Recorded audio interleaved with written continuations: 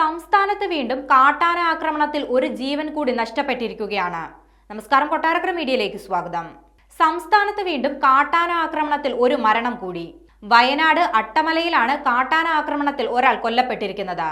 അട്ടമല സ്വദേശിയായ 27-കാരനായ ബാലകൃഷ്ണനാണ് കൊല്ലപ്പെട്ടത്. ഇന്നലെ രാത്രിയാണ് ആക്രമണം നടന്നതെന്നാണ് വിവരം. ഇന്ന് രാവിലെയാണ് മൃതദേഹം കണ്ടെത്തിയത്. ബാലകൃഷ്ണനെ ആന ക്രൂരമായി ആക്രമിച്ചതായാണ് വിവരം.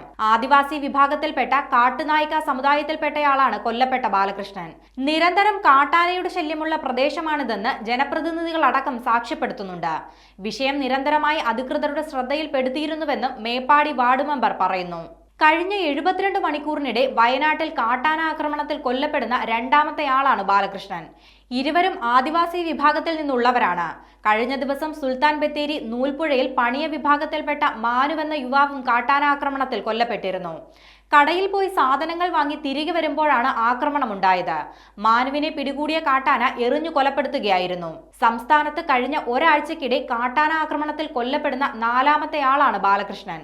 കൂടാതെ കഴിഞ്ഞ 40 ദിവസത്തിനിടെ സംസ്ഥാനത്ത് കാട്ടാന ആക്രമണത്തിൽ 7 പേരാണ് കൊല്ലപ്പെട്ടിരിക്കുന്നത്. കാട്ടാനയാക്രമണത്തിൽ കഴിഞ്ഞ 8 വർഷത്തിനുള്ളിൽ 180 ജീവനുകളാണ് സംസ്ഥാനത്ത് പൊലിഞ്ഞത്. കഴിഞ്ഞ വർഷം 12 പേരും കാട്ടാന ആക്രമണത്തിൽ സംസ്ഥാനത്ത് കൊല്ലപ്പെട്ടിട്ടുണ്ട്.